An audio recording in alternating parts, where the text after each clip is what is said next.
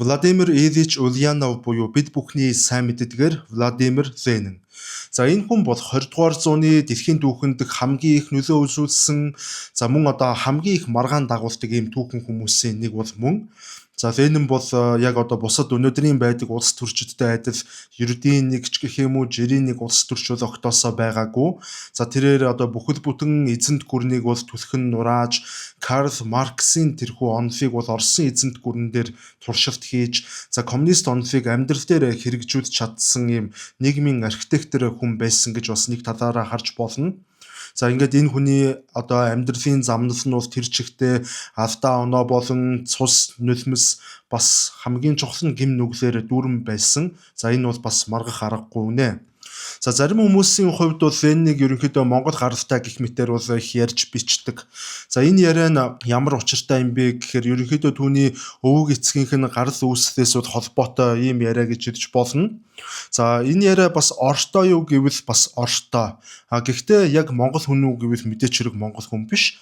За арай тодруулаад ярих юм бол Ленины өвөө болох Николай Васильевич Ульянов гэдэг хүн бол одоо Астрахан мужид амьдардаг, нэг ёсондоо тэгэж бүрэн орсчсан тийм халимаг гаралтай хүн байсан байгаа юм.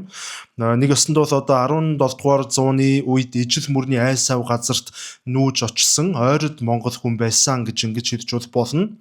Харин түүний эмээ болох Анна Алексеевна Смирнова гэдэг хүн бол бас л одоо халимаг болон Оросын эрлиз ийм эмэгтэй хүн байсан.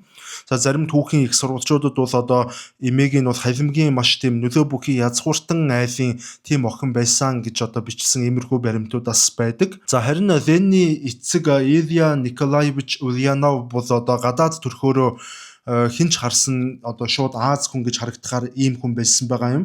За тэрээр математик болон физикийн багш байгаад за хожим ардын сургуулиудын байцаагч гэж байсан юм сэхэтэн хүн. Харин ээжийнхэн талаас бол одоо еврей цус холилдсон, за мөн герман болон швед цуснууд тодорхой хэмжээгээр холилдсон. Энэ ч утгаараа одоо нэг ёсондоо бол маш олон тэгж цусны холимог бүхий хүн байсан гэж Лениныг бол дүгнж болохоор байгаа. За одоо маш шулуухан хэлэхэд бол Лениныг одоо шууд тийм цэвэр цусны Орос хүн байсан гэдэг бол одоо маш худлаа. Энэ ч утгаараа одоо зөвлөлт холбоот улсад одоо Лениныг бол энэ Ленин гэдэг хүн бол ерөөсөө цэвэр Орос хүн юм аа. За Оросын ард түмний жинхэнэ ард түмний дундаас төрөн гарсан хүүхэд юм аа гэж ингэж сурталчлахын тулд бол Ленины хувийн бичгийг буюу нөгөө ургийн бичгийг нь зөвлөлт холбоот улсын үед бол маш сайн чандлан нууцлдаг байсан гэдэг. За ялангуяа Ленины тэр еврей гарлын талаар дурсах нь бол зөвлөлтийн коммунист намд бол маш хатуу хориотой сэдв байсан. За улмаар 1990 онд зөвлөлт холбоот улс ерөнхийдөө задарч бутарсны дараагаар бол одоо зөвлөлт холбоот улсын архивууд бол нээлттэй болоод маш олон судлаачид энэ чиглэлээр бол судалгаа хийгээд Ленины жинхэнэ ургийн бичгийг бол олж илрүүлснээр энэ бүхэн ерөнхийдөө ил болсон байдаг. Тэгэхээр өнөөдрийн дугаараар ерөнхийдөө юу ярих гээд байгааг бол та бүхэн ойлгож байгаа байх. Дэлхийн түүхэнд бол өөрийнх нь тэр цусан замыг татуулж тэр татсан замынхан үр дүнд хүн төрлөختний тавдан харгас алуурчин хэмээн цоллогдож тийм харгас нэр зүүж мөн нөгөө хэсэгт нь өөрийнх нь тэр бүтээсэн үзэл санааны махны машиныхан ачаар одоо Ленин багш болтлоо дэлхийн нэг хэсэгт нь тэгж өргөмжлөгдөж чадсан. Мөн одоо манай Монгол улсын түүхтэйч гэсэн салшгүй холбоотой энэхүү Ленин гэдэг хүний амьдралын түүхэн замнал алдаа оноо болон үйл хэрэг тэмцэл за мөн түүний одоо сэтгэл зүйн тэр дотор орших хар бараан талуудыг бас дэлгэрэнгүй ярих болно. За түүнчлэн та бүхэндээ бас нэгэн мэдээлэл дуулгахад 1805 онд Чехийн алдарт Аршан сувлын Карловы Вари хэмээх тосгонд тус тосгоны эм зүйч Йозеф Витус Бехер хэмээх хүн Английн эмчиг Кристиан Фробрик гэдэг хүнтэй хамтран ходоод гэдэсний үйл ажиллагааг дэмжих зорилготой эрүүл мэндийн зориулалтаар Бехеровка хэмээх фикёрыг гарган авсан байдаг. За хожим нь энэ фикёр нь бүгд найрамдах Чех улсын үндэсний бахархал болж дэлхийд алдартай урамлын гаралтай фикёр болж чадсан байдаг. That government of the people, by the people, for the people.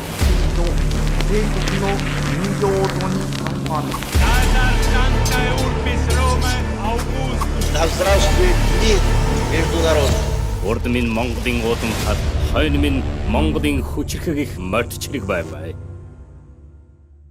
Венний улс төрийн энэхүү одоо түүхэн замнал, хувьсгал, тэмцэл, түүний үзэл бодол за цаашлаад энэ Оросын түүхэн тохиосон энэхүү асар том хувьсгалт өрнөл гих мэтэр энэ бүх үйл явдлууд бол ерөөсөө л Владимир Венний гэр бүлд бол тохиосон нэгэн эмгэнэлт үйл явдлаас бол ихтэй байдгаа гэж бол дийлэнх судлаачид бол ам нэгддэг.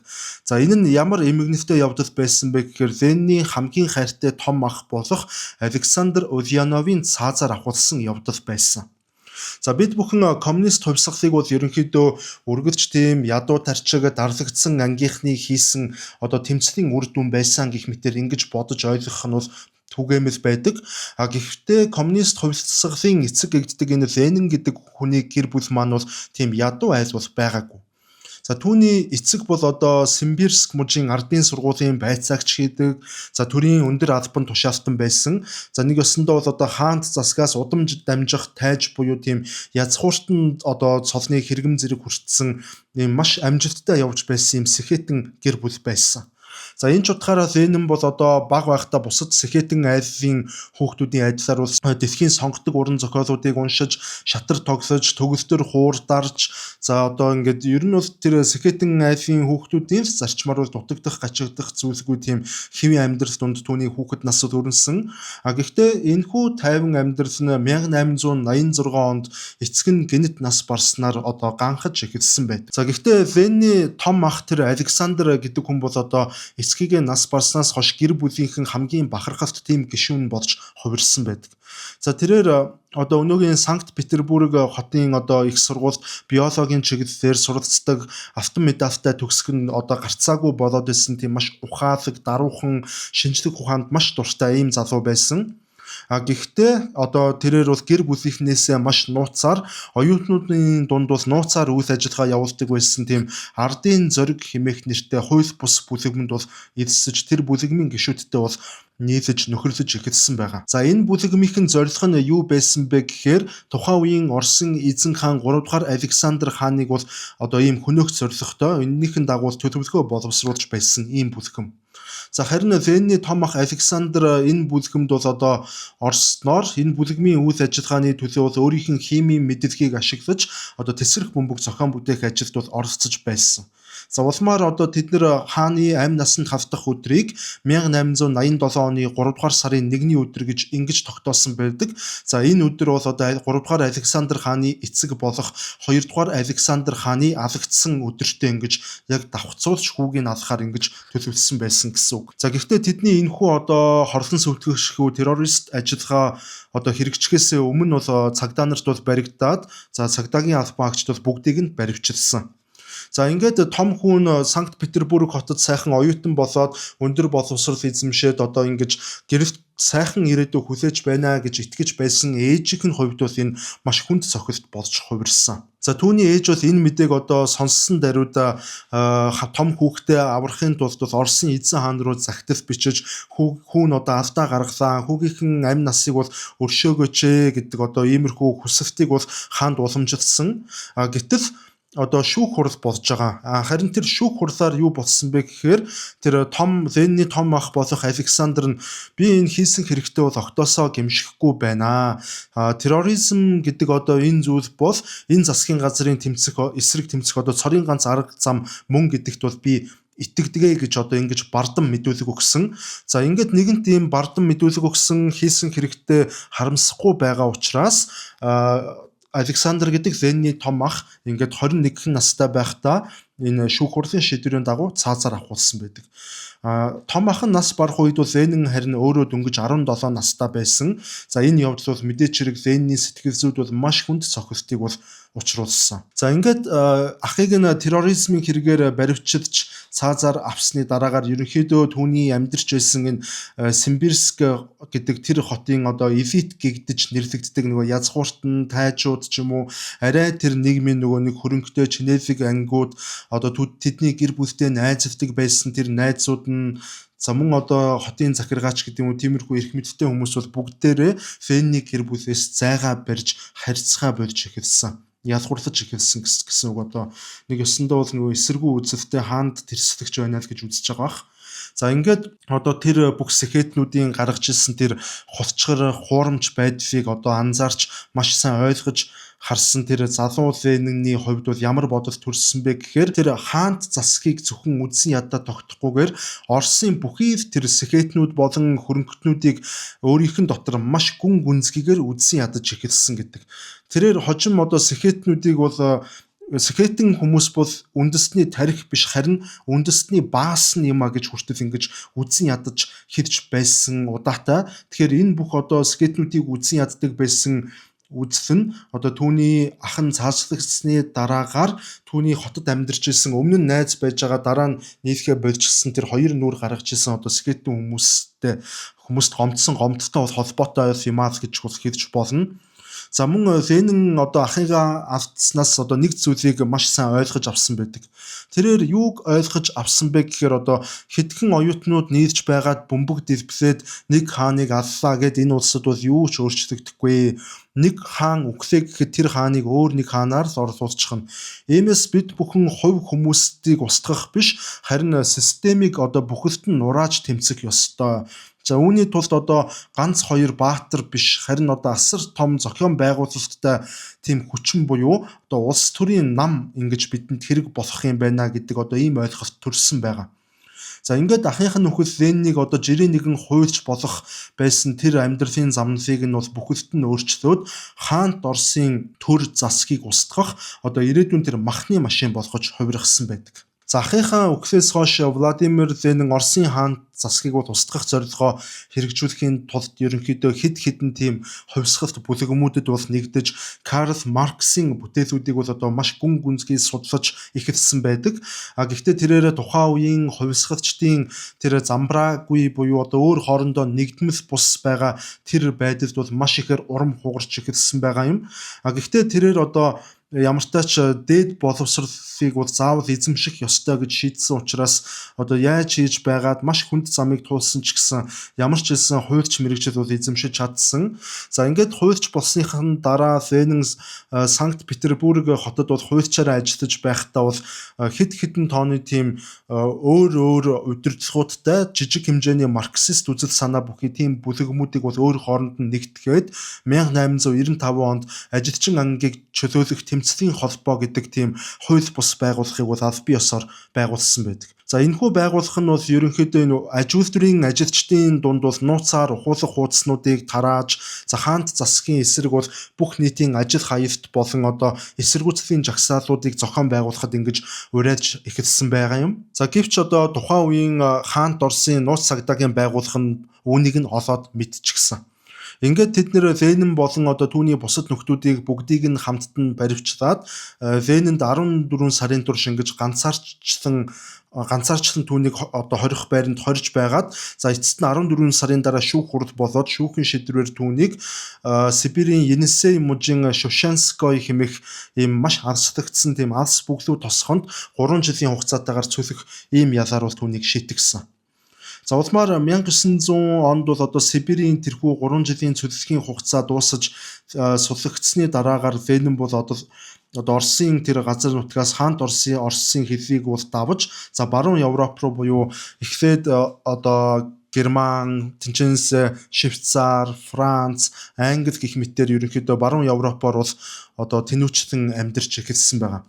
За яагаад вэ гэвэл энэ Оросын нутаг дотор бол одоо хувьсгалт үйл ажиллагааг хийхэд маш хэцүү байсан. Хаант Оросын цагдаа нар түүнийг бол маш одоо тэгж анхааралтайгаар хянаж, хавчиж, мөрдөж одоо нэг л эвгүй алхам хийх юм бол дахиж баривчлагдах эрсдэлтэй байсан. За хэрвээ Ленин өмнө нь нэг удаа ингээ баривчлагдсан хааны эсрэг тэрсэлсэн гэд ийм байхад дахиж баривчлагдах юм бол Ленин бол одоо маш олон жилийг бол шоронд өнгөрүүлж түүний тэр хувьсгалт мөрөөдөл бол тэр чигтээ үлгэр домог олж дуусах байсан учраас Ленин Орос дотроос энэ үйл ажиллагаагаа явуулах ямар ч боломжгүй болсон гэж бол ойлгож болно. За ингээд ерөнхийдөө Европын нутагт амьдрах болсон Ленины хувьд бол түүний гол зорилго нь тухайн цагаас эхлээд энэ Оросын өнцөг булан бүрт байгаа Орос даяар байгаа тэр бүхий ажилчид болон марксист үзэлтнүүдийг бол өөр хооронд нь ингэж нэгтгэсэн асар хүчрхэг тийм сүлжээ байгуулах ийм том үйл хэрэг болж хувирсан байдаг. байдаг. За үүний тулд бол тэрээр одоо Искра буюу оч хэмээх тийм хувьсгалт сониныг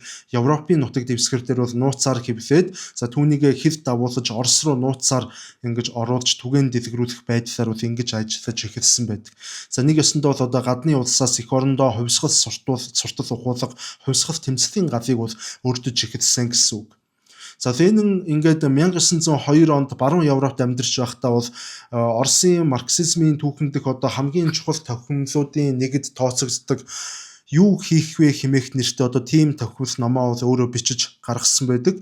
За энэ номонд бол тэрээр уламжлалт марксист үзэлтнүүдээс бол арай өөрөөр буюу одоо хэтэрхий тийм радикал туулширсан байдлаар бол хандаж энэ номоо бичсэн байдаг.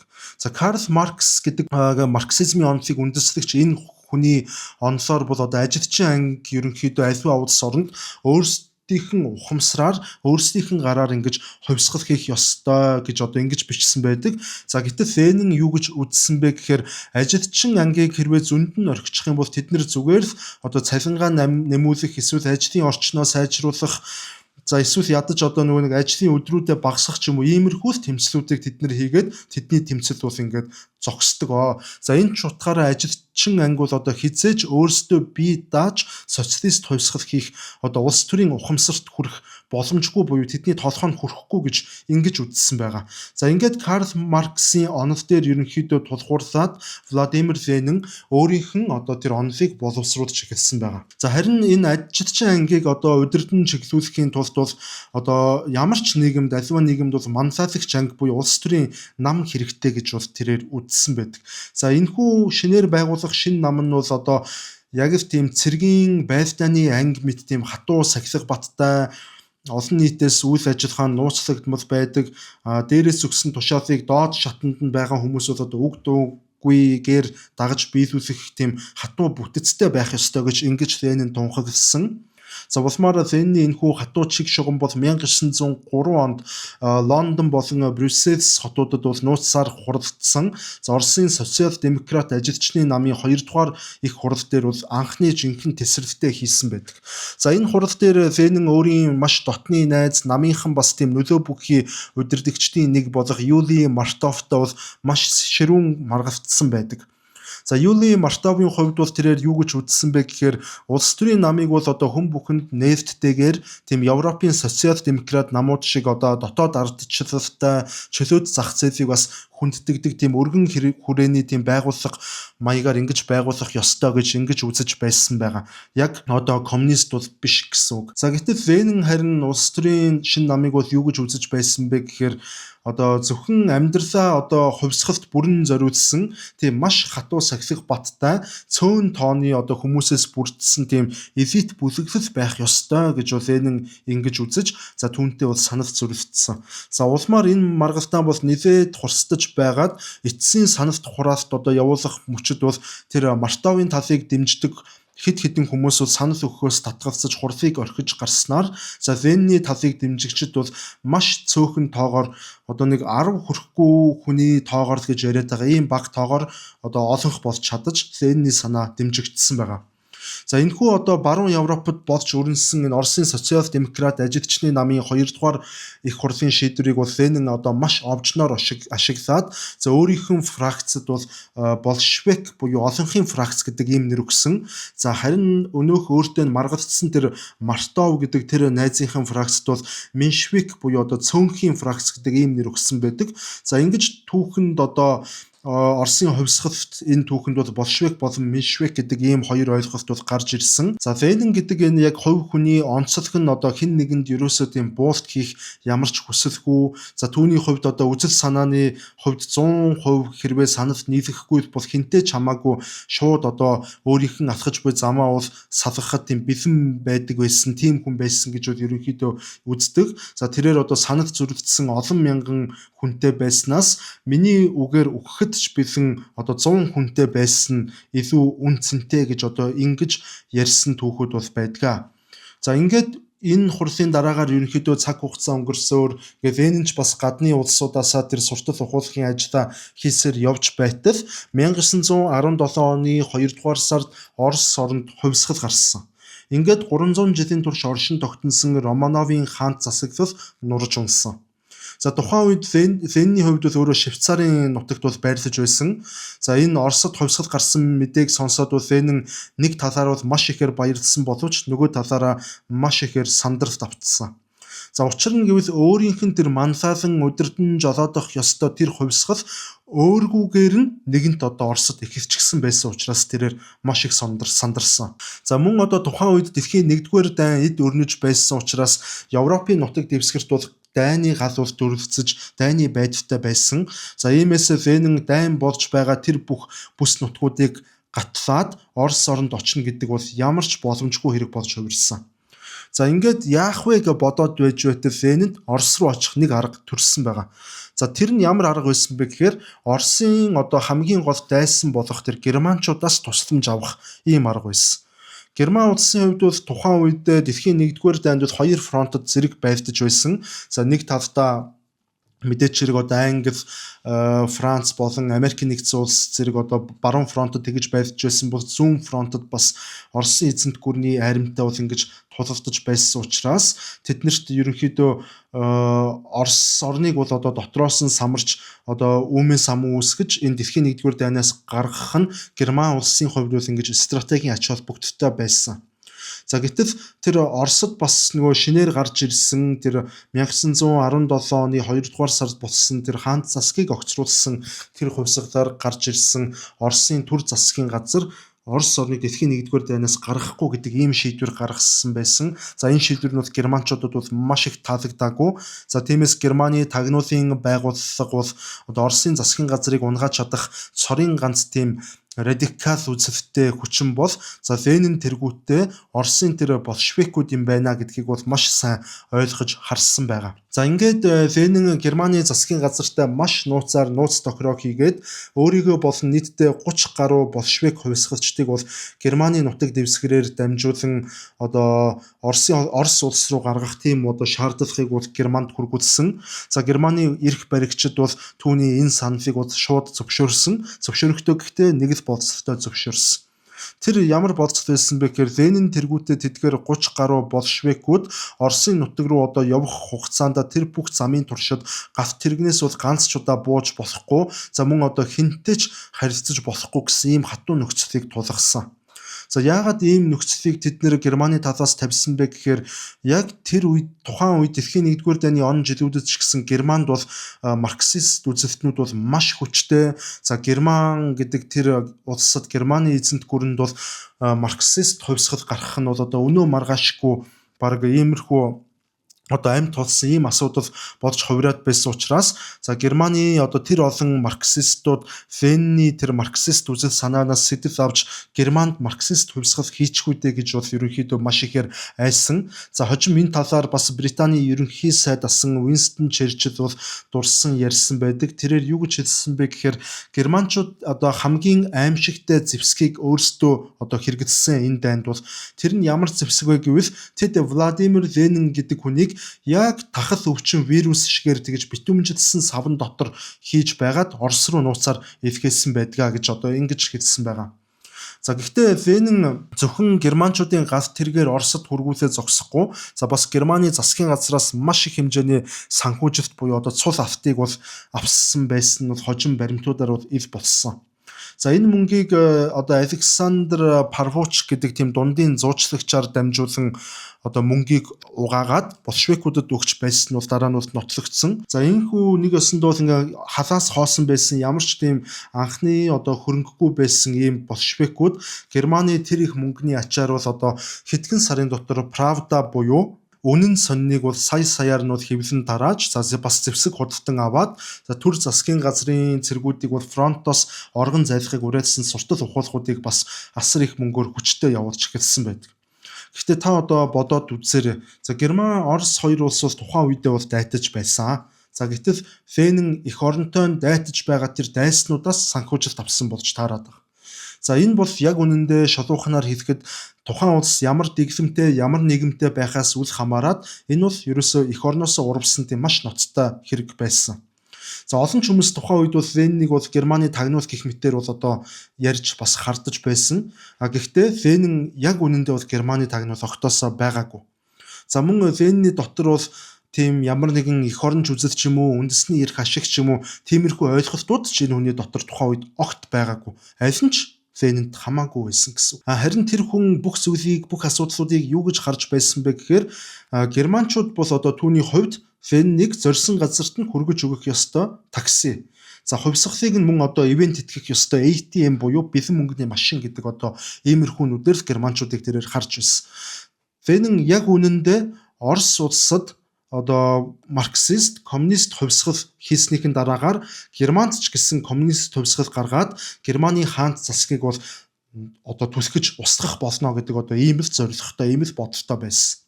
За энэ үеийн явдал нь бол одоо Ленин зорилготой хүрэхийн тулд одоо ямар ч тийм ёс суртахуун, хууль дүрм, олон нийтийн шүүмжлэлийг бол хүсснээрээ тэгж уландаа гიშгэж чаддаг, маш одоо юу гэх юм те нэг тийм прагматик сэтгэлгээтэй ч гэх юм уу, бас нөгөө талаараа мус шиг хүйтэн сэтгэлтэй одоо ийм улс төрч байсан гэдэг нь бол одоо энэ бүхнээс бол харагдаж байгаа. За тэгэхээр хуучин зөвлөлтийн үеийн түүхийн ном болон кинонуудыг хэрвээ харах юм бол энэ 1917 оны 10 дугаар сарын хувьсгалыг сая ажилчин тариачид болон тэр үйлдвэрийн ажилчид уурхайчид ч гэдэг юм уу тэр бүх ард түмэн бөөнөрөө дайраад өвлийн ордныг эзлэн авч байгаа юм нэг баатарлаг түүх ард түмний бослого байсан мэтэр бол одоо ингэж гаргаж сурталчилж пропаганда хийсээр ирсэн. Гэхдээ энэ бүх нь худлаа. Венний хувьд бол тэрээр 1917 оны 4-р сард Германы тэр битүүмжсэн галт тэргээр явсаар Петроград буюу одоогийн тэр Санкт Петербург хотын Финляндийн өртөөнд бол одоо бууж анх эх орондоо хөл тавьсан байдаг. Гэхдээ түүнийг Оросд хөл тавих одоо тухайн үед бол одоо баг бүхий социалист үзэлтнүүд, марксистууд, за мөн Венний өөрийнх нь большевик дэмжигчид хүртэл бид бүхэн бол ерөөсөө инженер байгуулагдсан төр засгийн газартай хамтран ажиллах ёстой гэдэг ийм байр суурийг баримталж байсан.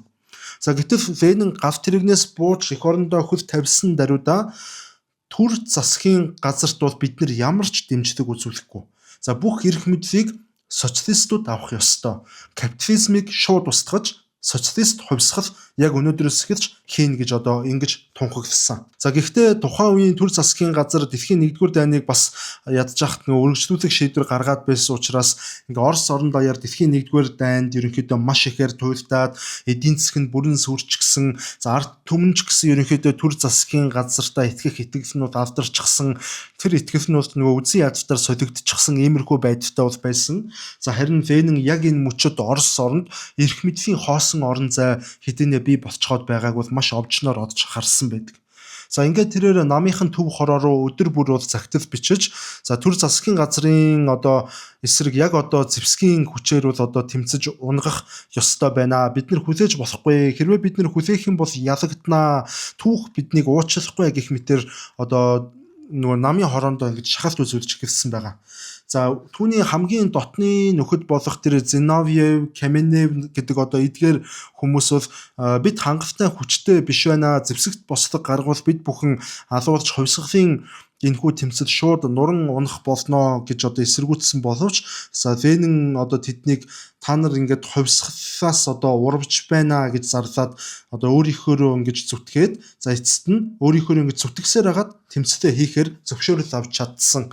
За зөвшөөрөл авсан ч гэж одоо бусад бүх социалист, марксист үзэлтнүүдийг бол ингэж нэгтгэж хүлээн зөвшөөрүүлж чадсан гэсэн үг. За гэхдээ хэдийгээр чадлаа гэж тэр яг бослого болсон 10 дугаар сарын 24-нөөс 25-нд ширжих тэр шүн бол одоо ямар нэгэн тийм том хэмжээний цус мөргөлдөөн бол Орос оронд бол болоогүй. Харин тэр шүн жинхэнэ хамгийн гол ажлыг Лев Троцкий бол гардаж зохион байгуулсан байдаг. Лев Троцкий юу хийсэн бэ гэхээр тухайн шөндөө цөөн хідэн тооны зэвсгэлсэн за улаан армийн одоо суурь болсон тэр нэг зэвсэгт этгээдүүдийг дагуулад хотын хамгийн чухал стратегийн цэгүүд болох тэр цахилгаан станц, шуудан болон телефон утасны төвүүд, за гүүр болон төмөр замуудыг бол ингэж маш чимээгүй байдлаар нам гүнхнэр ямар ч бараг эсэргүүцэлгүйгээр эзлэн авч чадсан. За ингээд маргааш өглөөнд болоход юу болсон бэ гэхээр одоо төр засгийн газар ингээ ямар ч одоо утас цахилгаангүй, тоггүй ямар ч ингэж холбоо барих боломжгүйгээр өвлийн ордон дотроо гадаад ертөнцөөс бүрэн тусгаарлагдсан ийм байдалтай л одоо нийгмээс тусгаарлагдаж үлдэж хоцорсон байгаа. За иймээс төр засгийн газрыг унгах тэмцэл ингээд ерөнхийдөө маш амархан болсон. За энэ тэмцэлд бол ердөө тухайн өдөр 6 хүн амь үрэгдсэн гэдэг ийм одоо тоо баримт байдаг. За тэгэхээр 10 дугаар сарын 24-өөс 25-нд шилжих шөнө болсон энэ хувьсгал ард түмний бослого бол байгаагүй. Харин орчин үеийн түүхэнд хамгийн сонгодог, хамгийн цэвэрхэн хийгдсэн төрийн эргэлт байсан гэж бид нэр үзэх нь бол зөв. За улмаар болшевикууд төрийн эрхийг булааж авсны маргааш нь бол Ленин эндэр дээр гарч зогсоод ард түмний хамгийн ихэр хүсэж байсан 3 зүйлийг ард түмэнд амласан. За эхний амлалт бол Германтай найрамдлын гэрээ байгуулж дэлхийн 1-р дайнаас Орос орныг татан гаргах ийм амлалт байсан. За хоёр дахь амлалт нь бол одоо Орос орнд даярх бүх язгууртнууд болон газрын эзэдүүдийн газрыг хураан аваад ядуу тариачдад үнгүүд харааж өгөх ийм амлалт байсан. За харин 3 дахь амлалт нь хүн бүхэнд хангалттай талах өгөх ийм л амлалт байсан. Хотоод нь үсгэсэн байхад яг үнэндээ ямар ч үзэл санаа номлоод ард түмэн тэрийг ойлгож чадахгүй. За мөн тухайн үед Оросын дийлэнх ард иргэдийн хувьд яг үнэндээ бол тэр марксизмын онол, социалист, коммунист онолын талаарх ямар ч ойлголт бол байгаагүй. Оросын тэр олон сая тариачид, үйлдвэрийн хар ажилчид гэд тэр бүх хүмүүс бол марксист онолын номыг бол унших нь битгий хэл яг үнэндээ тэд нар тэр чигтээ шахуу бичиг үсэггүй ийм л хүмүүс байсан. За иймээс Ленин одоо энэ 3 амлалтаараа тэр бүх ард түмнийг одоо сэтгэлийг нь бүрэн байлдан дагуулж эзэмдэж өөрийнх нь одоо дагуулууд болгож чадсан гэж бол ойлгож болно. За ингээд төрийн эрх мэдлийг тэр чигтээ өөрийнх нь гарт төвлөрүүлснийхэн дараагаар Ленин манд өөрийнх нь нөгөө түүхэн дафтартай улаан террор хэмээх ажиллагаагаа бол эхлүүлж байгаа. За тэрээр 1917 оны 10 дугаар сарын хувьсгалаар засгийн эрхэнд харьцангуй тийм баг цус урсгаж гарч ирж чадсан боловч тэр олж авсан эрх мэдлээ тогтоом барьж хадгалж шинэ нийгмийг байгуулахын тулд Ленин ямар ч өршөөлгүйгээр тийм харгас хүчирхийллийн арга замыг хийхийг бол одоо ингэж шийдсэн байгаа.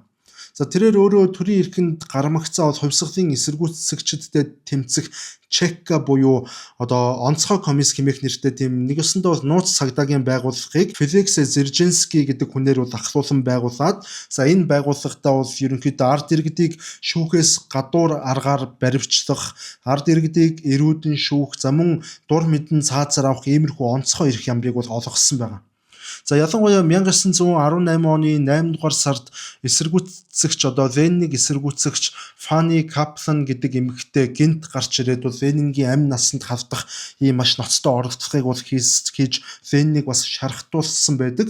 За энэ үйл явдлын дараагаар ерөнхийдөө энэ Ленин тэргүүтээ болшевикууд өөрсдийнх нь хийж буй тэр улаан террор гэдэг ажиллагаагаа бүр илүү нээлттэйгээр олон нийтэд ил тодор ингэж аль бие ёсоор зарлаад энэ аллах хядлах гэдэг энэ зүйлийг зөвлөлтийн төрийн бодлогын хэмжээнд ингэж дэмжиж эхэлсэн байгаа. За гэхдээ энэ ажиллагаан зөвхөн гэмт хэрэгтнүүдийг бас одоо хуучны нийгмийн тэдгээр язгууртнууд, сэхэтнүүд, санвартнууд ч гэдэг юм одоо тэр бүх чинэлэг тариачид гэх мэтэр одоо ер нь баян чинэлэг хүмүүс гэд энэ бүхэл бүтэн одоо эдгээр чинь нийгмийн том давхарга болчихж байгаа. Тэгэхээр энэ давхаргыг тэр чигээр нь ангийн дайснууд хэмээн одоо тодорхойлоод ангийн дайсан гэдэг нэрийн дор энэ давхаргыг бүхэлд нь устгаж эхэлсэн. Нийгмийн бүхэл бүтэн давхаргыг устгасан гэсэн үг. За Ленин энэхүү одоо хүйтэн цустай шийдвэрүүдийн хамгийн тод жишээ бол 1918 оны 7 дугаар сард Екатеринбург хотод болсон эзэн хаан Романовын гэр бүлийнхнийг цаазалсан энэ эмгэнэлт явдал байсан гэж бол харж болно. За түүний одоо Ленин шууд зөвшөөрлөөр Оросын сүүлчийн хаан 2 дугаар Николаиг за түүний эхнэр 5 хүүхэд за тэр байтугай гэрийнхэн тэр үйлчлэгч эмч нарыг нь хүртэл хонгилт тэд нар хүчээр оруулж байгаад ямар ч шүүх хуралгүйгээр бол бүгднийг буудан хөнөөгөөд буудаж хөнөөснийхэн дараагаар цогцснуудын нуухын тулд хүчирт төлж танигдахгүй болгонгуудаа газарт булсан байдаг. Ленинийн хувьд бол одоо хааны хүүхдүүдийг ч мөн ямар ч өршөөлгүйгээр устгах шийдвэр гаргасан. Яагаад ийм шийдвэр гаргасан бэ гэвэл хэрвээ хүүхдүүд нь амьд үлдэх юм бол тэд нар зөвлөлт холбоот улсын дотор хуучин хаант засгийн тэр бэлэгдлийг түүний хүүхдүүд бол тээсэр байх болно. Иймээс хязгаар нэгэн цагт хааныг дэмжигчд одоо 2 дугаар Николаийн хүүхдүүдийн аль нэгэн дээр нэгдэн эвлэлтэн нэгдэж коммунизмын эсрэг тийм хөдөлгөөн улс орон дотор өрнж магадгүй гэж бол айсантай бол шууд холбоотой. За мөн ер нь Венни ингээд яг өөрийнх нь гараар бас маш олон хүмүүсийг цаазаар авах бичигтүүд гарын үсэг зурсан байдаг. За тэдгээр бүх гарын үсэг зурсан баримтуудаас хамгийн алдартай нь 1918 оны 8 дугаар сард Оросын тэр Пенза гэдэг мужийн коммунистуудад илгээсэн дүүжлэх тухай цахилгаан утасны мэдээ байсан. За энэхүү цахилгаан утасны мэдээнд тэрээр юу гэж бичсэн байсан бэ гэхээр тэрээр бол хамгийн багадаа 100 гаруй баян тариачдыг тухайн бүс нутагтуд олж эвтрүүлэн дүүжлэн хороо гэдэг ийм даалгаврыг өгсөн байдаг. Тэдгээр тариачид ямар ч буруу баян хүмүүс ямар ч буруу зүйл хийгээгүй байж болно, зүгээр мөрөөрөө байгаад бүх хөрөнгөө хураалгасан ч гэж болно. Гэхдээ зүгээр л тоо гүйтсээ буюу 100 хүнийг алаал гэдэг ийм л тушаал өгч байгаа. Гэхдээ хамгийн гол нь энэ бүх алалгууд хүчирхийллүүдийг үлдэхдээ Венн хизээж хувь хүнийхэн хувьд тэгж уурлаж хорссондоо ч юм уу эсвэл цусанд дурдсан тийм нэг гаж бас нэг алуурчин хүмүүс байдаг. Тийм хүслээр бол энэ бүхнийг бол хандаж хийж байгаагүй. Венни сэтгэл зүй бол энэ бүх шийдвэрийг гаргахдаа бол маш тийм тогтвортой байдаг байсан бөгөөд за хамгийн гол нь энэ бүх харгастай маш нарийн тийм математикийн тоо бодож байгаа юм шиг тийм хүйтэн тооцоолол дээр тулгуурлаж ингэж шийдвэрээ гаргадаг байсан талаар бичиж үлдээсэн байдаг.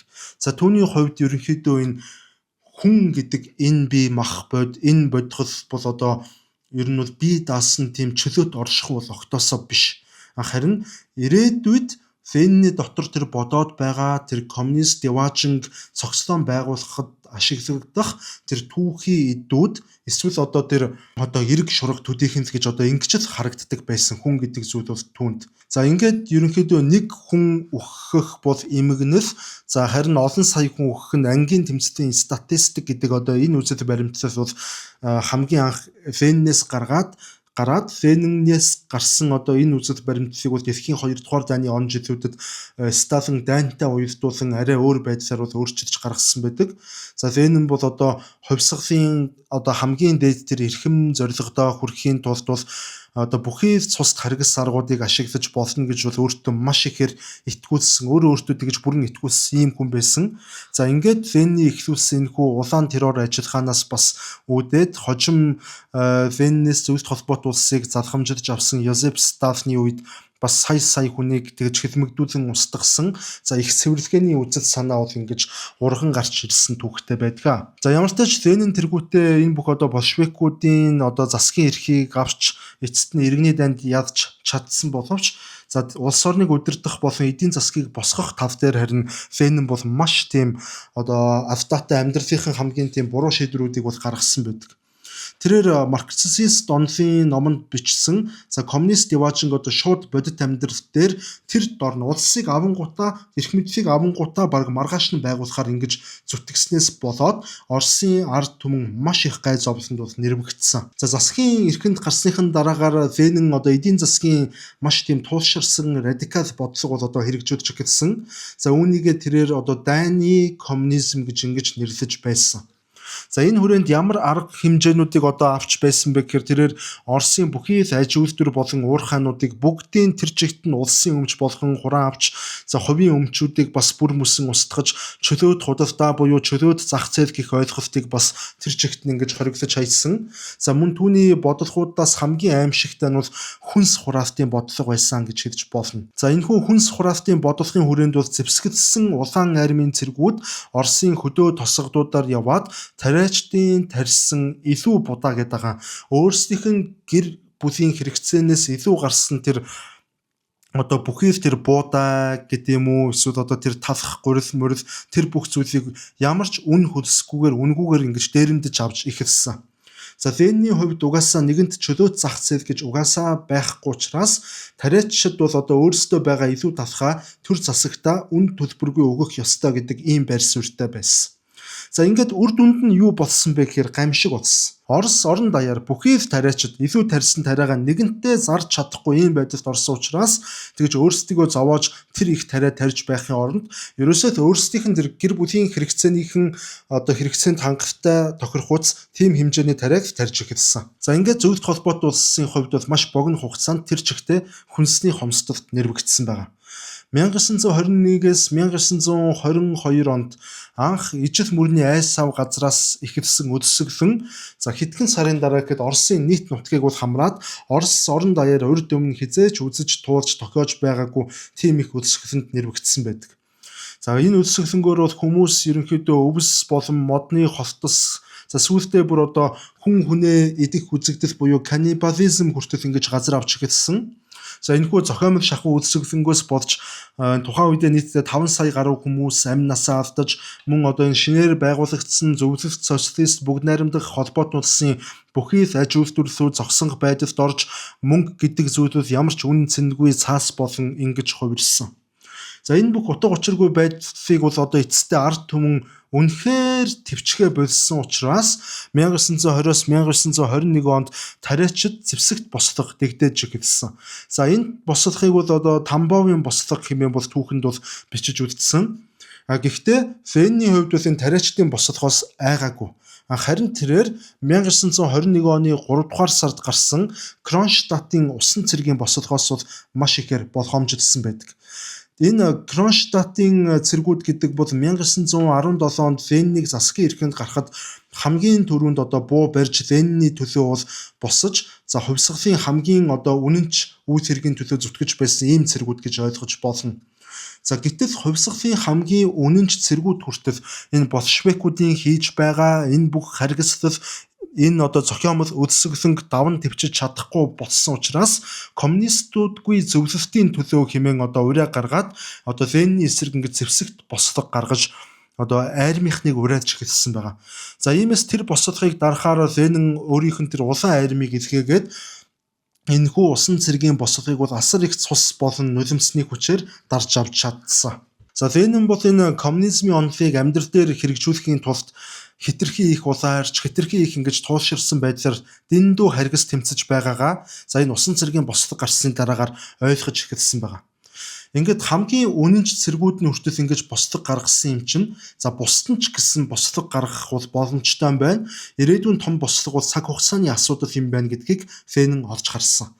Ингээд тэрээр арай илүү уян хатан, арай илүү амьдралд ойрхон буюу тийм прагматик байдлаар бол асуудалд хандаж эхэлсэн байгаа. Үүний үр дүнд бол Ленин 1921 оны хавар шинэ эдийн засгийн бодлого хэмээх нэртэй цоошин эдийн засгийн төлөвлөгөөгөө олон нийтэд танилцуулсан. Энэ бодлогын хүрээнд бол одоо тариачдаас хүчээр зөвлөлт холбоот улсууд хүнс хураан авахаа зогсоож тариачид тодорхой хэмжээний татвар төлөөд хариуд нь одоо илүүдэл ургацаа бол зах зээл дээр өөрсдийнх нь хүсснээр худалдаалах тэр эрхийг нь бол эргүүлээд Ленин олгож өгсөн байдаг. Мөн тэрээр бас жижиг хэмжээний тийм хувийн дэлгүүрүүд, жижиг хэмжээний хувийн үйлдвэрүүд болон тийм хоолны газар, зоогийн газруудыг нэг зөвшөөрлийг олгоод зөвлөлт холбоот улсад мөнгөний эргэлтийн системийг дахиж сэргээсэн.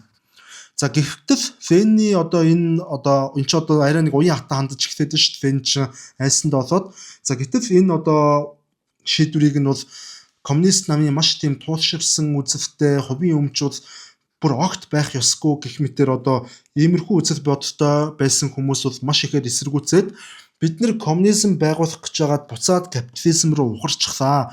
Бид нар хувьсгалаасаа урвлаа гэх мэтээр Леннийг бол маш ихээр эсэргүүцэж эхэлсэн. Гэтэл Ленин тэдэнд хандаж юу гэж хэлсэн бэ гэхээр бид нар хоёр алхам ухрахын тулд нэг алхам ухрах хэрэгтэй байна. Гол нь бид нар төрийн эрхийг барьж байвал бусад нь бидэнд хамаагүй хэмээн ингэж хэлсэн байна. Үүнээс харах юм бол Ленинийн хувьд тэр марксизмын онол бол ханан дөлгөөд түүнийгээ дагаад шүтэж байдаг тийм шашин шүтлэг бол огтоосоо биш. Харин нөхцөл байдалд тааруулаад өөрчилж болдог тийм багаж хэрэгсэл буюу эрх мэдэлд хүрэх түүний хөдөлгүүр нь болж байсан гэдэг нь бол харагдаж байгаа. Ямар ч тач нэг алхам ухарсан явдлын ачаар гэхүү энэ зөвлөлт Орос өсөглөнгөөсөө эцэст нэг юм ингэж ангижирч эдийн засаг нь бол богино хугацааны дотор арай гайгүй амьсгал авч сэргэж эхэлж чадсан. Гэхдээ хожим юу болсныг бас бүгдээрээ мэднэ. Энэхүү үүлэн чөлөөний нар мэд өдрүүдийг хожим Сталин гарч ирээд бүр мөсөн унтраасан байдаг. Владимир Ленины сэтгэл зүй бол түүхэнд хамгийн сонирхолтой бөгөөд хамгийн тийм хамгийн аимшигтай тийм парадоксуудын нэг гэж аль биесээр бол тооцогддог. Энэ хүн бол ингээд эд баялаг, нэр алдар эсвэл тийм хувийн таашаалд шундаг тийм нэг байдаг нэг тийм дарангуулагч бол байгаагүй. Харин энэ хүн бол өөрийгөө ерөнхийдөө хувь хүн бус харин за хүн төрлөختний түүхийн өмнө зайлшгүй тохиох тийм түүхийн иргэвтийг одоо түүхэн замныг хэрэгжүүлэхээр заяагдсан буюу за бараг л одоо бурхан гэж байдаг бол тэр бурханаас заяагдсан үүнийг хийхийн төлөө дээд тэнгэрээс заяагдсан ийм хүн гэдэгт өөрийгөө бүрэн итгүүд чадсан одоо ийм нэгэн байсан гэдгийг бол орчин үеийн түүхчид бол ярьдаг болсон. За түүний хувийн амьдрал бол одоо яг л тийм даянч зам шиг тийм даруухан энгийн байсан. Тэрээр бол одоо тансаг ордон үнэтэй эдвэл авт мөнгөнд бол дургу. За өдөрт харин 16-аас 18 цагийн турш тасралтгүй ажилладаг, хувийнхан одоо хувьсгалын төлөө өөрийгөө бүхэлдэн золиослсон ийм л хүн байсан. Мөн одоо найз нөхөд гэр бүлийнхэндээ ч гэсэн энэ хүн яг нөгөө хувийн амьдралд бол маш их тийм халамжтай, муур болон нохоо хүүхдүүдэд бол маш их хайртай ийм хүн байсан. Хамгийн сонирхолтой. Гэхдээ ингээд харахаар одоо энэ бүх зан чанарууд нь түүний үлдэж байсан тэр бүх харгас аимшигтай азалгуудтай бол огтоосоо авцалдахгүй харагдаад байдаг. За мөн Венэн өөрийнхөө энэ үйл хэргийг бол туйлын үнэн гэдэгт бол одоо 100% итгэдэг байсан учраас за түүнтэй санал нийлээг өгөх юм боловч Венний хувьд ангийн дайсан буюу ингээд урвагч хувьсгалын эсэргүү гэдэг нүдээр харагдаж тэр хүн ингэж бараг махны машинаар орж устгалд ордог байсан гэсэн үг. За гэхдээ Владимир Венэн гэдэг хүний амьдралын сүүлийн жилүүдийг хэрвээ харах юм бол энэ хүний амьдралын сүүлийн жилүүд яг л эртний Грекийн эмгэнэлт жүжиг шиг тийм онцгой төгссөн. Бүхэл бүтэн эзэнт гүрнийг түлхэн унгаж, хаант засгийг нурааж, хааныг гэр бүлээр нь устгаж, сая хүмүүсийн хувь заяаг өөрийнх гарынхан баг ганцхан далаалтаар ингэж шийдэж, хөдөлгөж, өөрчилж хүснээ хийж чаддаг байсан энэ хүн амьдралынхын төгсгөлд харин хамгийн арчаагүй, хамгийн хүч чадалгүй сул дорой ийм л нэгэн болж хувирсан. 1918 онд Фанни Каплен гэдэг өнөх Веннийг хорохоор хавтсан эмэгтэйд буудуулж шархацсныхын дараагаар Венний мөр бол одоо маш ихээр өвддөг. Энэ мөрний өвдөлт нь бол одоо өдөр шөнөгүй өвддөг болоод дээрэс нь бас ямар ч амралтгүйгээр тасралтгүй ажил хийдэг байсан учраас энэ хит их ачаал авснаасаа болоод эцэст нь бол түүний эрүүл мэнд бол дотроосоо муудаж эхэлсэн гэж бол үздэм байлээ. За ингээ үр дүнд нь 1922 оны 5 дугаар сард бол Венэн анх удаа цус харвалт өгөөд баруун гар болон хөл нь бол саажиж мдэггүй болсон. За үүнээс хойш дахиад Венэн хэд хэдэн удаа цус харваад 1923 он гэхэд тэрээр ерөнхийдөө ярьж чаддаггүй, бичиж чаддаггүй, тэрэгэнцэр дээр суусан байдалтай, өөрийгөө илэрхийлэх чадваргүй яг тийм нэг амьд үхтэл болж хувирсан гэж хэлж болно. Түүний тарих болон энэ сэтгэн бодох чадвар нь яг хэвийн эрүүлээр ажиллаж байсан боловч харамсалтай нь толгой доторх бодлоо бусдад илэрхийлэх чадамжгүй болж хувирсан нь Венний хувьд яг л там болж хувирсан гэж бол харж болно. За ингээд үг хэл уран эвтгэлээрээ нэгэн цагт сая хүнийг бол ингэж босгож ажлын байрнаас нь тарийн талбаанаас нь сух татан босгоод гарт нь буу анжсын натгуулаад өвлийн ордны эсрэг дайруулж чадаж байсан ийм хүн одоо ингэж үг хэлж чадахгүй нэгэн болж хувирсан. Үнэхээр л ёстой нөгөө хувь тавилангийн шоглоом гихтэй ч юм шиг бол санагддаг. За ингээ биеийг муудаж үхэл ойрцсныг мэдэрсэн Венэн хамгийн сүүлчийн саруул ухаанаас шавхан байж 1922 оны сүүлээр бол нарийн бичгийн дарга нартаа хандаж за их хурлд илгээх загтал хэмээх одоо өөрийнх нь маш автортай гэрээсэлийг бол бичсэн. За энэхүү гэрээсэлтэй бол тэрээр одоо өөрийнх нь байгуулсан энэ нам засаг төрийн аппарат нь одоо асар том хүнд суртал бүхий юм машин болж хувирч байгааг бол өөрөө анзаарч бичсэн байгаа. За хамгийн чухал нь тэрээр одоо намын удирдлагуудын алдаа дутагдлуудыг бас нэг бүрчлэн бичсэний дотор Йозеф Сталины одоо хамгийн ихээр онцгойж ингэж бичсэн байдаг. За тэрээр энэ загталтаа Йозеф Сталины талаар юу гэж бичсэн бэ гэхээр за нөхөр Сталин ерөнхий нарийн бичиг болсныхын дараагаар бол хязгааргүй их эрх мэдлийг өөрийнх нь гарт бол төвлөрүүлээд байна. За Сталин бол хувь хүнийхэн хувьд хэтэрхий бүдүүлэг, хэтэрхий харгас хүн учраас түүнийг одоо энэ албан тушаалаас нь нэн даруй зайлуулж оронд нь илүү хүлээцтэй, арай илүү бас зөөлөн сэтгэлтэй хүнийг тавих талаар одоо бодож үзэхийг та нөхдөөсөө хүсэж байна гэж ингэж бичсэн байдаг. За улмаар 1924 оны 1-р сарын 21-ний өдөр Владимир Леннийг нас барсны дараагаар за түүний эхнэр Крупская бол одоо Сталины Венний энэхүү гэрээсэл бүхий загтлыг намын төв хороонд бол аваачиж өгсөн. За гэтэл яг тухайн үед намын төв хорон дээр Сталин болон түүний яг үнэнч нөхдүүд тэнцээ сууж байсан учраас тэд нэр одоо Венний захиа Грэцлийг бол хамгийн түрүүнд өөрсдийнх нь гарт оруулсан. За ингээд тэд нэр уншиж үзснийхэн дараагаар Сталиныг албан тушаалаас нь огцруулаа гэдэг ийм агуулга энэ дунд явж байгаа учраас Венний энэхүү Грэцлийг Сталин маш нууцаар хадгалаад тэр чигтэн төрийн нууцад оруулсан байдаг. За ингээд энэ Венин гэдэг хүн маань амьдралын хамгийн сүүлчийн мөчид бол өөрийнх нь хийсэн тэр маш их гим нүглүүдийнхэн тэр өчүүхэн жоохон ч гэсэн автаг засахыг оролдсон боловч харамсалтай нь ингээд бүх зүйл оройтчихсан байсан. Түүний өөрийнх нь зохион бүтээсэн энэ зөвхөн нэг намын дарангуулал дотоодын фракцуудыг бүр мөсөн хориглож за сөрөг хүчнийг устгах гэх мэтээр энэ хатуу систем нь одоо яг л энэ Сталин шиг ийм харгас хүнд бол зориулагдсан төгс махны машин болж ингэж хувирсан. Сталин Венний бүтээсэн энэхүү махны машиныг ашиглаж байгаад намынхан бүх өрсөлдөгчдөө бүр Венний хамгийн ойрын нөхдүүдийг хүртэл бүгдийг нь цаазаар аваад зөвлөлт холбоот улсыг хожим өөрийнх нь үнэмлэхгүй дарангуулалтаар оруулсан байдаг. Бүр зөвлөлт холбоот улсыг Венний араас задгамжлахаар хамгийн хүчтэйгээр нэрн зохигдсон яригдж байсан. За зөвлөлт холбоот улсын улаан армийг үндэслэгч Троцкий хүртэл 1929 онд Сталины шахалтаар зөвлөлт холбоот улсын иргэншлээ хасуулан эх орноосоо хөөгдөөд эцэст нь 1940 онд Сталинд Мексик улсад алуулсан ийм гашуун түүх бас байдаг. За ингээд буцаад эргээд Венний талаарх яриандаа ороход бол одоо Венин өгөхийнхээ өмнө өөрийгөө ээжийнхэн оршуулга буюу ээжийнхэн булшныхан хажууд маш даруухнаар тэгж оршуулахыг хүссэн байдаг. Би үгсэн ч гэсэн ингээд ээжийнхэн хажууд энэ их тэвхийнхэн хөрсөнд үрж шингэмээр байна гэж иймэрхүү утгатай зүйлийг бол хэлсэн байгаа. За гэтэл түүнийг нас бармагц Сталины удирдсан нам одоо түүний цогцсыг шууд хүчээр одоо зөвшөөрөлгүйгээр бол албатан зандагшуулаад за Москвагийн улаан талбайд бол тусгай авраг том бунхан барьж босгоод түүн дотор Венний цогцлыг байрлуулсан. Сталин Венний үзэл санааг ингээд яг л шашин мэт болгож хувиргаад за Веннийг бол одоо хизээч үхдэггүй бүхнийг мэдгч коммунист бурхан мэт болгож өргөмжилсөн.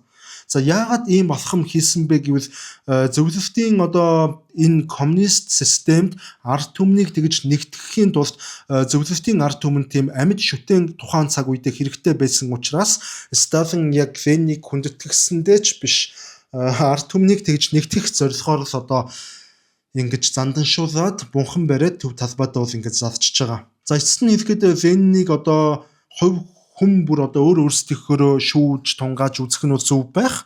За Владимир Ленин гэдэг хүн бол одоо сайн муу гэх ийм хоёрхан өнгөөр бол дүгнэгдэх ямар ч боломжгүй. За хүн төрөлхтний түүхийн асар том түүхийн тийм үзэгдэл байсан гэж эрүүл ухаанаар харах хэрэгтэй. Энэ хүн бол одоо эзэнт гүрнийг нурааж хүн төрөлхтний түүхэнд анх удаа ядуучууд болон ажилчид дарлагдсан ангийн хүчийг ашиглаж төрийн эрх мэдлийг бол булан авч болдгиймаа гэдгийг одоо дэлхийн нийтэд ингэж өөрийнх нь үйл хэрэгээрээ бол ингэж харуулж чадсан бас тийм одоо муугүй стратеги сэтгэлгээтэй нэгэн байсан гэвэл одоо үнэхээр байсан. За түүний байгуулсан зөвлөлт холбоот улс нь хожим Гитлерийн Герман нацистуудыг дэлхийн 2 дугаар дайнд бут цохиж хүн төрөлхтний түүхэнд анх удаа сансарт хүн нисгэж чадсан ийм хүчрхэг гүрэн бодж чадсан. Гэхдээ нөгөө талаараа тэрээр зорилгодоо хүрэхийн тулд ямар ч аимшигтай гэмт хэрэг харгислал ямар ч алдлахыг бол үлдэж болно гэдэг энэ хандлагыг бол аль биесээр зөвлөлт холбоот улсад хуульчилж өгсөн. Үүнийг нь Сталин яг таг дуурайсан байдаг. Түүний эхлүүлсэн энэхүү улаан террорын ажиллагаа нь бол 20 дугаар зуунд дан ганц Орос төдийгүй Хятад, Камбож, Зүүн Европ гээд за манай Монгол улсад ч гэсэн маш хүчтэйгээр тэгж тархаж за дэлхийд даяар олон оронд олон сая иргэдийн амийг авч одсон коммунист тэгдмийн тэр харгас тогтолцооны бат бөх суурин болж хувирсан байдаг. За Ленин өөрийн толгой дотроо бол газар дээрх коммунист деважинг байгуулнаа гэдэгт ингээд 100% итгэж түүнийхэн төлөө тэмцэж байсан боловч за тэр төсөөлөлт байсан деважн нь үнэн хэрэгтээ бол одоо газар дээрх там болж хувирсан хамгийн харамсалтай. За магадгүй ингээд Ленин гэдэг энэ хүний түүх бол хүн төрөлхтний ингээд хамгийн том хамгийн үнэтэй түүхэн сургамжуудын нэг болон хувирсан ч байж бас магадгүй. За ингээд манай өнөөдрийн дугаар энд хүрээд өндөрлөж байна. Та бүхэнд бас таалагдсан байх сургамжтай их одоо зарим зүйлсийг бол мэдэж авсан байх гэдэгт найдаж байна. Ингээд дараагийн дугаараар дахин уулзтлаа. Түр баяртай.